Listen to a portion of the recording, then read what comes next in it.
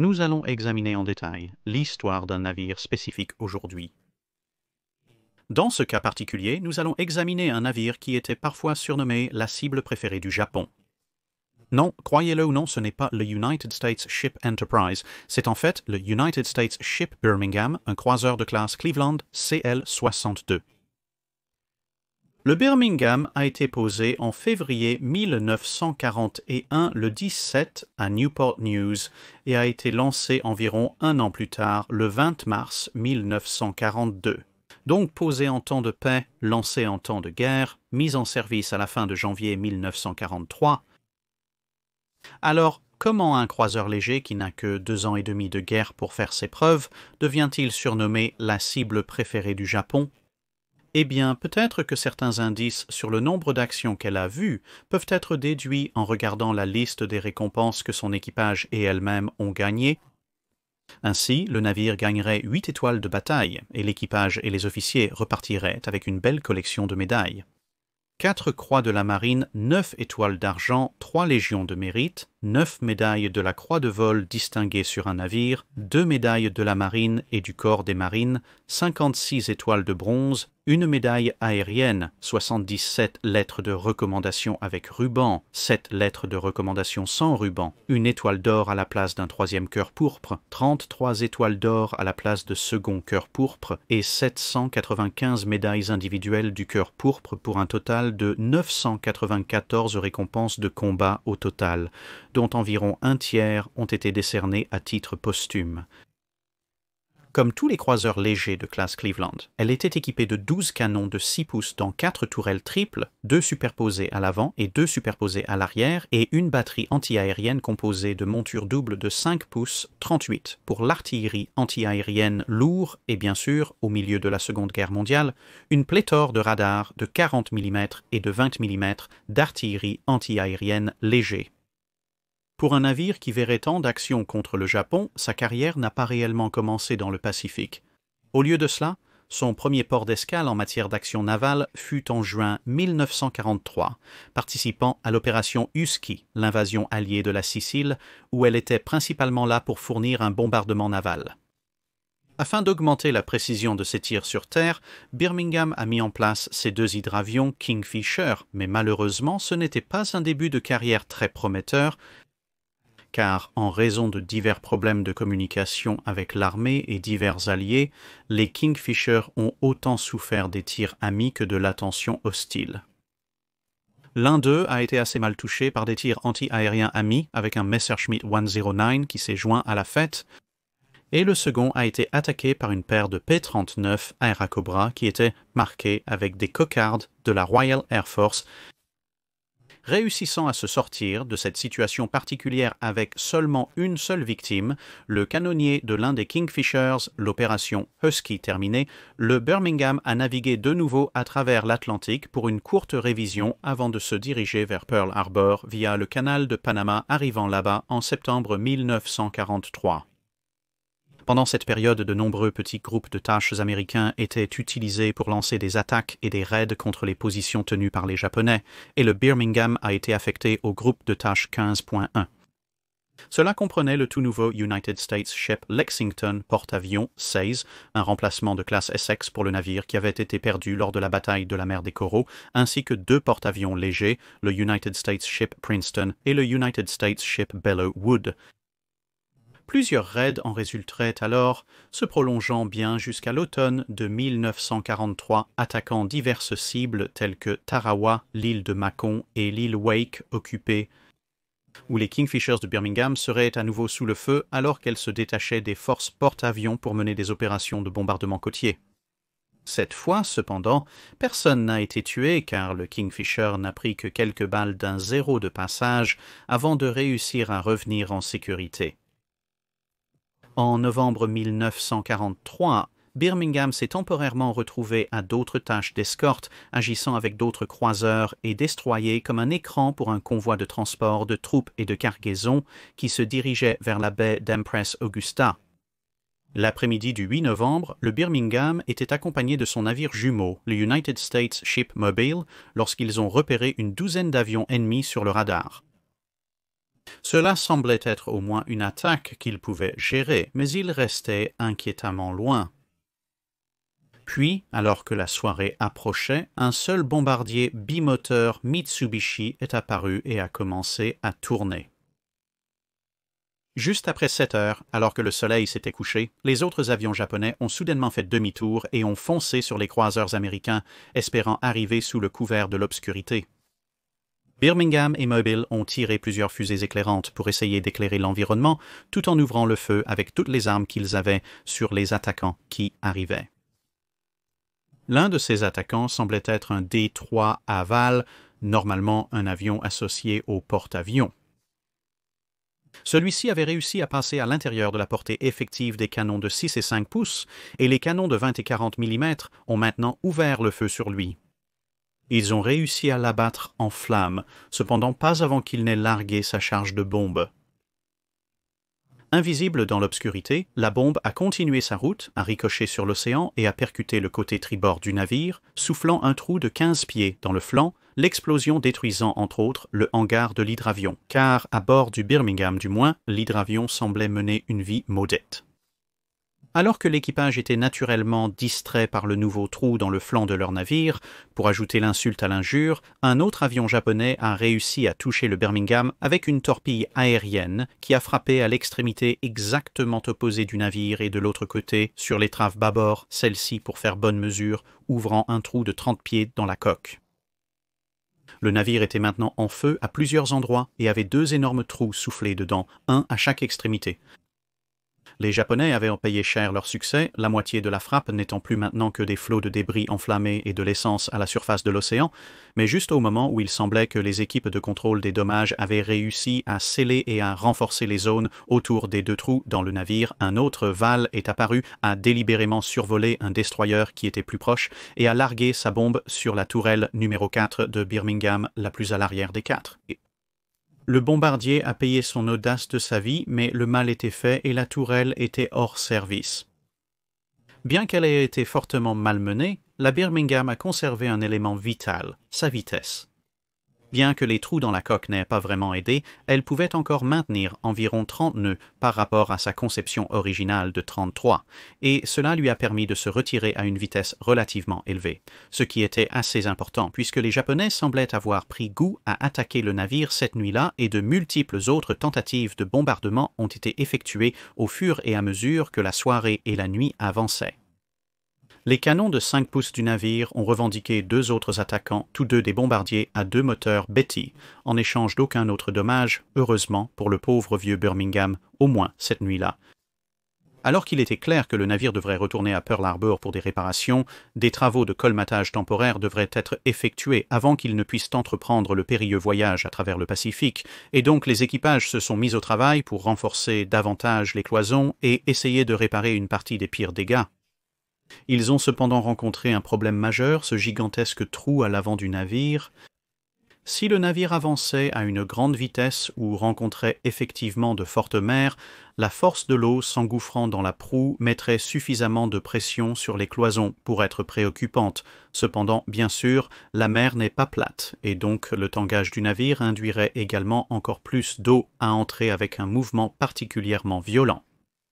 Cela s'écraserait contre les cloisons étayées au lieu de la pression normale de se déplacer à travers l'eau, et c'est ce mouvement de frappe qui pourrait très bien sonner le glas du navire, car si cela parvenait à forcer l'ouverture des cloisons, s'il se déplaçait à une vitesse bien supérieure à 5 ou 6 nœuds, l'eau se précipiterait simplement dans le reste du navire avant qu'il ne puisse faire grand-chose, et ce serait la fin de cela. Et donc une solution ingénieuse a été conçue, un passage a été coupé dans la section endommagée du navire depuis le pont principal, permettant ainsi à l'eau qui s'écrasait contre la coque à grande vitesse d'être évacuée de cette manière au lieu d'entrer dans les cloisons. Cela a néanmoins offert un spectacle assez divertissant. Chaque fois que le navire tanguait vers le bas, une énorme explosion d'eau jaillissait à travers le passage et verticalement vers le haut et par-dessus le pont principal, un peu comme un geyser. Il n'est donc pas surprenant que les navires d'accompagnement aient très rapidement surnommé le Birmingham Old Faithful. Avec les réparations structurelles de base achevées à Pearl Harbor, le navire a ensuite pu se rendre à San Francisco pour une révision beaucoup plus approfondie et d'autres réparations internes. Cela comprenait bien sûr la réparation de la tourelle numéro 4 ainsi que de 3 autres de ses principaux canons qui étaient usés et le remplacement des catapultes et du hangar. Malheureusement, le 7 février, alors qu'il la manœuvrait vers un nouveau poste pour permettre la poursuite des travaux de réparation, elle a réussi à heurter accidentellement le SS Manukai, causant des dommages importants à l'étrave qui venait d'être réparée. Eh bien, peu importe, au moins elle était au bon endroit. L'étrave a été rapidement réparée et elle a quitté vers la fin de février, se dirigeant vers Pearl Harbor et arrivant juste à temps pour que Mars se retourne.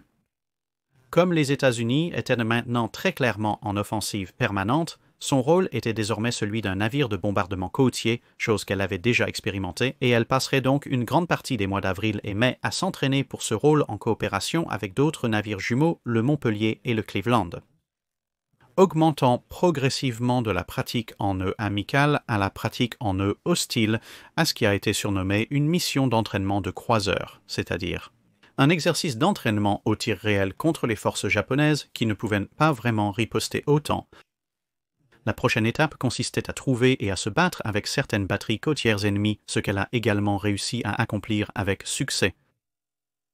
Une fois ces exercices terminés à Guadalcanal et aux îles Salomon, il était temps de mettre en pratique toutes ces leçons en naviguant vers les îles Mariannes pour participer à l'invasion là-bas en juin 1944.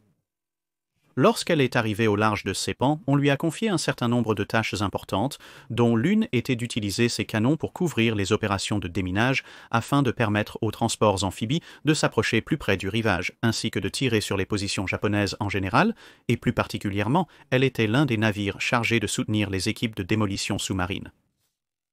À ce stade du conflit, bien que leur description de poste puisse sembler très évidente, les unités de démolition technique étaient également utilisées comme experts en reconnaissance de plage, car ils pouvaient très facilement repérer ce qui pourrait avoir besoin d'être explosé peu de temps après.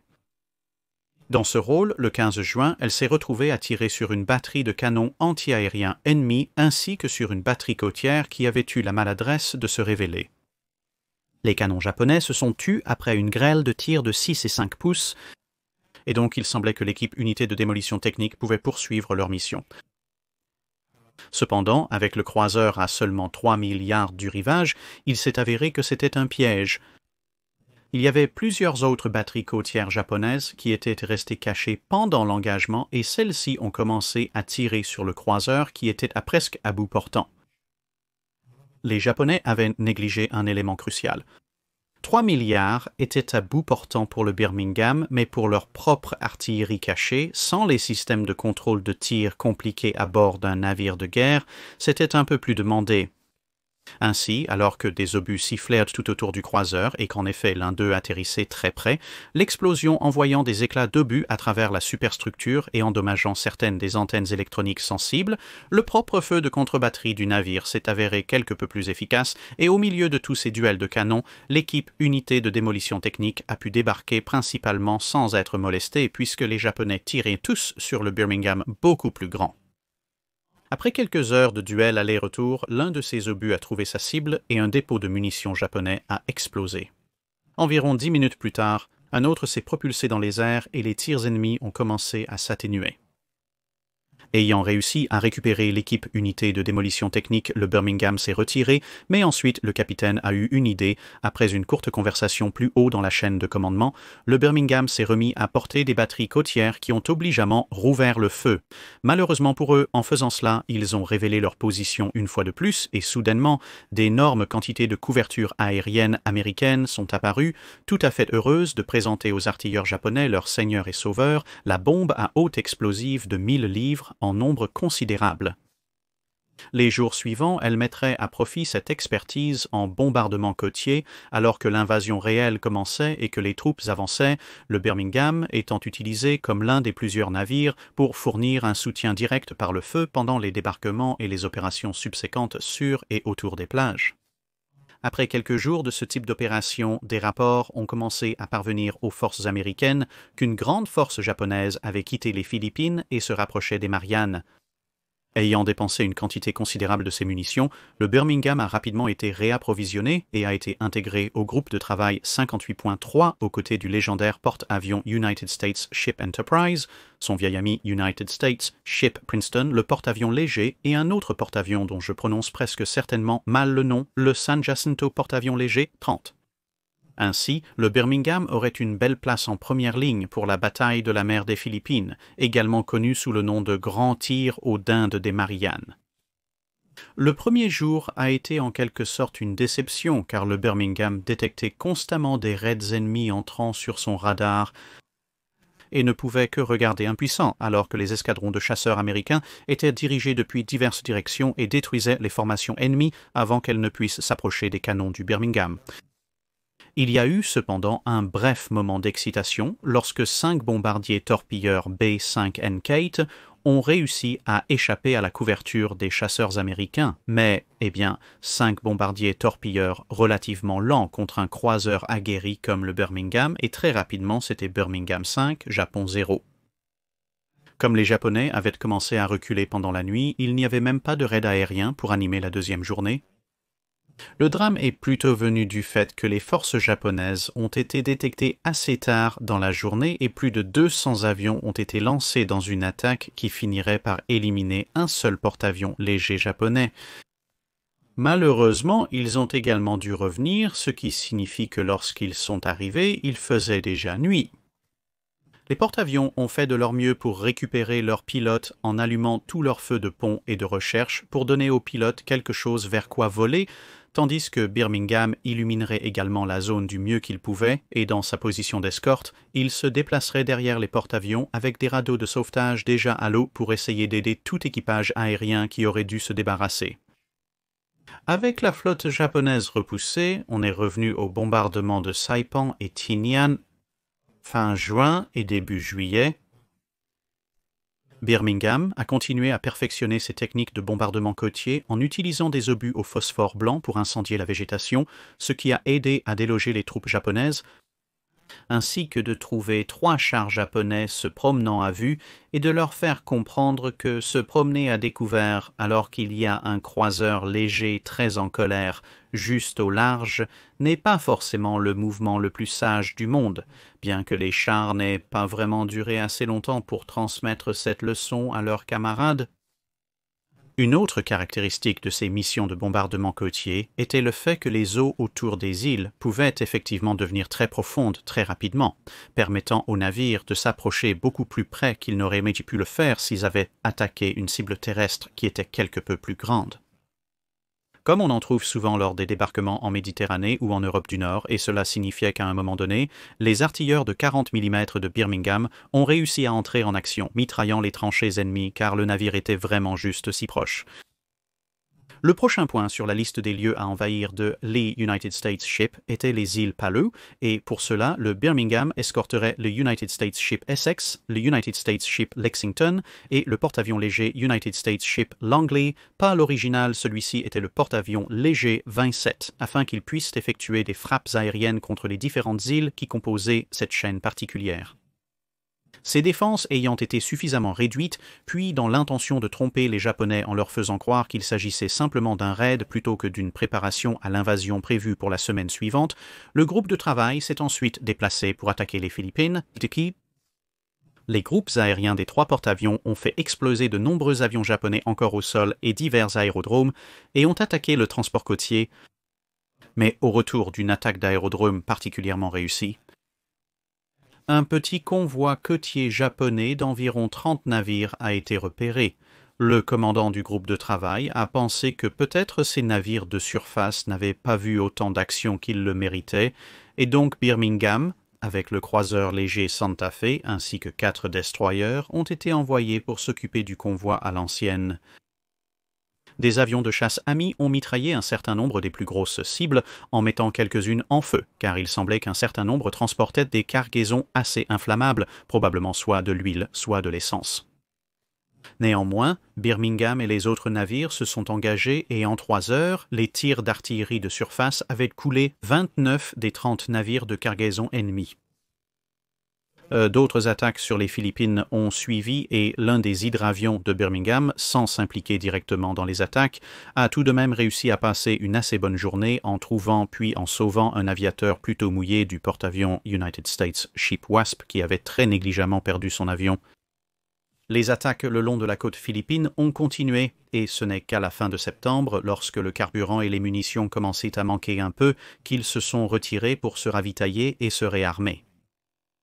D'autres raids sur les Philippines et Okinawa ont suivi, tout comme avec l'invasion réussie des îles Palau, l'attention se portait sur les Philippines, avec bien sûr l'invasion à venir à Leyte et sur Leyte.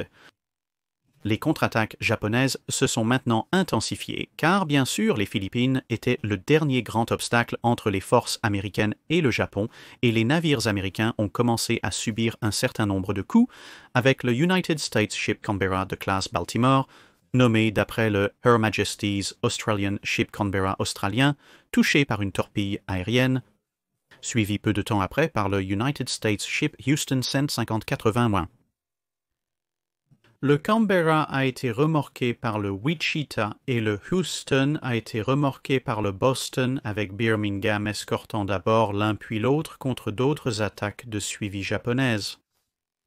En conséquence, malgré un effort intensif significatif de la part des Japonais pour achever leurs cibles endommagées, le seul dommage supplémentaire qui a été causé a été au malheureux Houston, qui a été touché par une autre torpille aérienne, malgré le fait que Birmingham a réussi à abattre l'avion offensant, mais Houston a heureusement réussi à rester à flot malgré avoir été touché 2 fois, et les 2 navires ont été récupérés en toute sécurité. Alors que le mois d'octobre 1944 avançait et que l'invasion des Philippines était bien en cours, le Birmingham a été chargé d'escorter un certain nombre de porte-avions qui soutenaient les débarquements.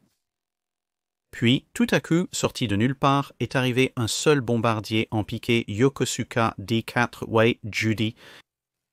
Un seul Judy s'est avéré être le fléau de pas mal de navires américains, en particulier des porte-avions au cours de cette campagne, et cet infiltrateur en particulier a décidé de s'en prendre à l'United States Ship Princeton. Dans une scène qui sera étrangement familière à ceux d'entre vous qui ont vu la vidéo sur l'United States Ship Franklin, le bombardier solitaire est arrivé en balayant à larguer une seule bombe qui a frappé le porte-avions carrément entre les ascenseurs et a détonné à l'intérieur du hangar. Comme prévu, le carburant et les munitions des avions ont commencé à brûler et exploser. Le porte-avions a dû se déplacer hors de la ligne. Dans un geste familier pour ceux connaissant la lutte pour la survie de Franklin, les navires américains sont immédiatement intervenus pour aider. 3 destroyers ont essayé de se rapprocher pour offrir de l'aide, tant en termes d'hommes que de tuyaux, mais malheureusement, une mer agitée les a violemment heurtés contre la coque du porte-avions, les endommageant gravement. Birmingham s'est porté volontaire pour intervenir, avec son déplacement de plus de 10 000 tonnes. Elle était beaucoup mieux placée pour encaisser les coups de corps que provoquerait le choc des 2 navires, et en assez peu de temps, entre 3 douzaines d'hommes et 14 tuyaux d'eau, l'un des 2 grands incendies à bord du porte-avions a été éteint.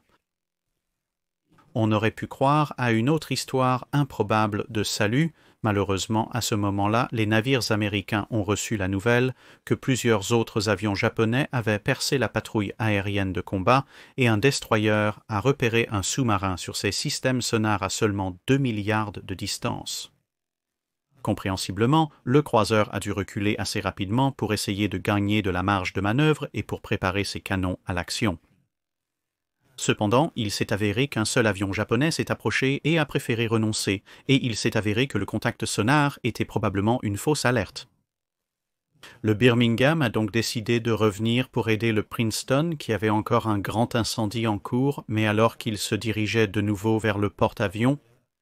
ce second incendie a malheureusement atteint les magasins arrière du Princeton. Alors que la moitié du malheureux porte-avions disparaissait dans une pluie de fragments d'acier et de bois, le Birmingham, qui, comme nous l'avons dit, s'était rapproché pour essayer d'aider à nouveau, a été soumis à la pleine force de l'explosion.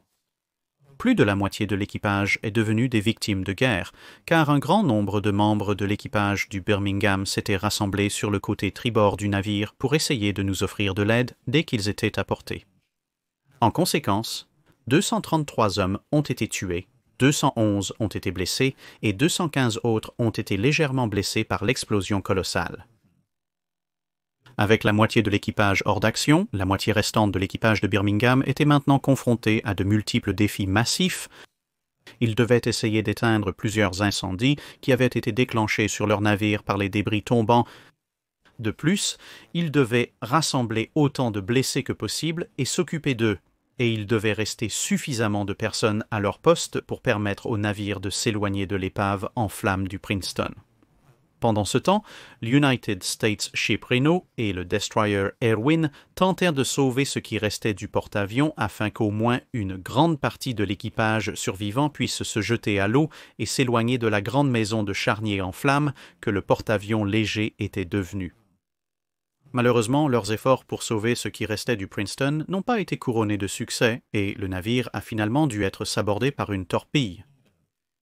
Le pauvre croiseur est arrivé en boitant à San Francisco début novembre 1944 pour une autre série de réparations majeures suite à des dommages de combat.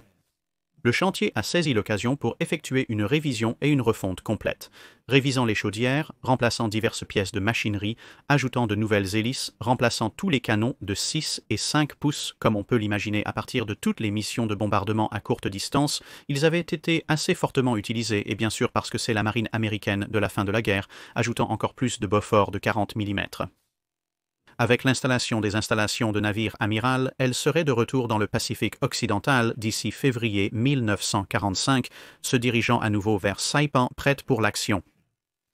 À la fin du mois, elle a été déployée à Iwo Jima pour soutenir les débarquements là-bas et elle s'est immédiatement remise à ses devoirs de bombardement côtier une fois de plus.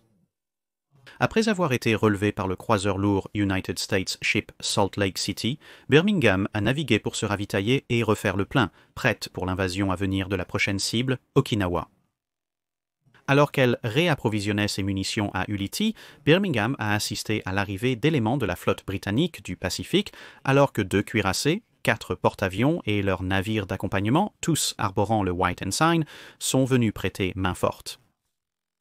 En compagnie des cuirassés Tennessee et Nevada, ainsi que des St. Louis et Wichita, respectivement un croiseur léger et un croiseur lourd, Birmingham s'est lancé dans le bombardement côtier vers la fin du mois de mars 1945 et s'amusait beaucoup à débusquer et à détruire diverses batteries côtières japonaises. En plus de cela, ils avaient pour mission de détruire de nombreux petits navires qui étaient cachés le long de la côte, car on craignait qu'à ce stade de la guerre, les Japonais utiliseraient des petits bateaux suicides, des nageurs suicides et des mines pour attaquer à la fois les forces de débarquement et les navires de bombardement côtier. La peur de ces attaques suicides par de petits navires était si grande que certains membres de l'équipage de Birmingham se sont même vus attribuer des fusils afin de repousser ces attaques si elles se produisaient à une distance trop proche pour les montures artillerie anti-aériennes de 40 mm et de 20 mm. Des attaques aériennes kamikazes japonaises intenses ainsi que des missions de pose de mines nocturnes à la fois par avion et par les défenseurs d'Okinawa eux-mêmes ont conspiré pour rendre les choses considérablement plus coûteuses et prendre beaucoup plus de temps que l'idéal, mais néanmoins, le 1er avril, le bombardement pré-invasion a commencé. Un seul VAL a réussi à traverser les patrouilles aériennes de combat dans le secteur de Birmingham, mais entre un obus à fusible de proximité de 5 pouces et les canons de 40 mm et de 20 mm, l'avion a été déchiré et abattu, bien que sa bombe ait réussi à atterrir dans l'eau à seulement 50 yards de l'étrave du port. Birmingham, cependant, sortant de cette rencontre particulière relativement indemne et se rapprochant pour soutenir par des tirs d'artillerie à courte portée les forces terrestres envahissantes. Les attaques kamikazes ne se sont qu'intensifiées à ce stade, et tandis que Birmingham abattrait ou participerait à l'abattage de plusieurs autres avions qui ont percé les défenses, il y a eu encore des victimes, avec des destroyers et des navires d'assaut amphibies éliminés par les frappes kamikazes et d'autres navires endommagés. Le mot est alors arrivé que le cuirassé japonais Yamato arrivait avec un certain nombre d'escortes et donc Birmingham, avec 2 autres croiseurs et 10 destroyers, a formé le flanc droit d'une force rapidement assemblée qui aurait essayé d'arrêter le navire s'il était entré dans la portée du canon. Cependant, la puissante main des groupes aériens de porte-avions de la marine américaine s'est avérée un peu trop pour le Yamato, et il a été coulé et Birmingham a pu retourner à tirer sur des choses sur terre. Cela serait à peu près le modèle pour Birmingham pendant le mois d'avril, mais en mai, si vous pouvez le croire, les attaques kamikazes japonaises ont encore augmenté. Le matin du 4 mai, des rapports ont été entendus d'une massive attaque aérienne kamikaze venant du nord. À 5 minutes après 8 heures du matin, les opérateurs radars étaient perplexes de voir une énorme bataille aérienne se dérouler juste au nord, alors que les patrouilles aériennes de combat américaines commençaient à affronter le massif raid aérien japonais. Cependant, malgré leurs meilleurs efforts, un certain nombre d'avions isolés parvenaient à traverser l'engagement et se dirigeaient vers divers navires. Environ une demi-heure plus tard, une paire de chasseurs Oscar, transformés en kamikazes, s'approchèrent de Birmingham et de ses compatriotes. Le premier est arrivé pratiquement au niveau de la mer et a été abattu sans grand incident, mais le deuxième a utilisé la distraction à son avantage et est arrivé dans une plongée presque verticale sur le Birmingham, si verticale était la plongée que ni les canons de 40 mm ni ceux de 5 pouces ne pouvaient réellement s'élever assez haut pour tirer dessus. Les seuls canons qui pouvaient s'élever pratiquement tout droit étaient les 20 mm, et ceux-ci n'étaient pas suffisants pour démanteler l'avion à temps avant qu'il ne s'écrase directement sur le pont principal du côté tribord. L'avion et sa charge explosive ont traversé 3 ponts avant d'exploser, anéantissant l'infirmerie et soufflant un trou de 5 pieds dans le navire sous la ligne de flottaison. 4 compartiments d'habitation, l'armurerie du navire et 3 magasins de munitions seraient tous inondés par l'eau qui s'engouffre avant que l'inondation ne soit contenue, ce qui était probablement tout aussi bien car il y avait de nombreux incendies autour, et comme nous le savons bien, le feu et les magasins de munitions ne se mélangent pas vraiment. Malgré avoir subi 52 morts et 82 blessés lors de l'attaque, les incendies ont été maîtrisés en environ une demi-heure et les blessés les plus graves ont été emmenés sur des bateaux de navire et des engins de débarquement à proximité qui sont venus aider et transférer sur le navire hôpital Mercy. Heureusement, étant positionné dans un mouillage relativement abrité, le Birmingham, avec l'aide de quelques autres navires à proximité, a pu pomper la plupart des compartiments inondés, renforcer les cloisons et mettre en place des rustines et se diriger vers Guam le lendemain, le 5e mai 1945. À son arrivée, après avoir déchargé les magasins précédemment inondés, le navire a été déplacé sur un dock flottant qui avait été positionné dans la zone pour un tel événement, sorti de l'eau, ce qui a permis de colmater davantage sa coque et de drainer les derniers compartiments inondés. Grâce à ces mesures temporaires, elle a pu effectuer une transition relativement facile vers Pearl Harbor pour juin 1945 et y passerait environ 1 mois pour effectuer les dernières réparations et modifications nécessaires pour la remettre en service opérationnel complet. Une fois cela terminé, elle se dirigea vers le sud jusqu'à l'île de Wake qui était l'une des différentes possessions japonaises, y compris le camion, qui était complètement inutile pour les défenses japonaises car elles avaient été contournées et isolées par les forces américaines afin d'exercer quelque peu ces canons, mais ensuite, la nouvelle de la reddition japonaise arriva au milieu d'août et cette opération fut annulée. Au lieu de cela, elle se dirigea vers Okinawa puis le Japon continental, avant d'être désignée comme le navire amiral des forces américaines dans les eaux australiennes, provoquant un rapide 180 sur lequel elle navigua pour arriver au large de Brisbane, Australie, le 23e septembre.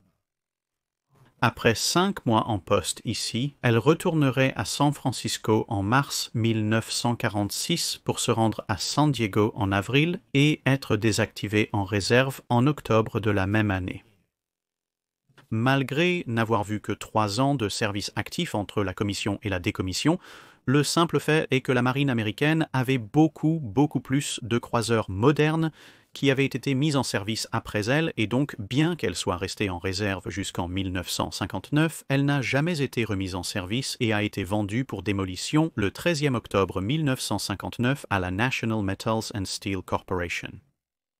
C'est tout pour cette vidéo. Merci d'avoir regardé. Pour tout commentaire ou suggestion de navire à examiner, laissez-nous un message ci-dessous. N'oubliez pas de commenter le post épinglé pour le doc à sec. Questions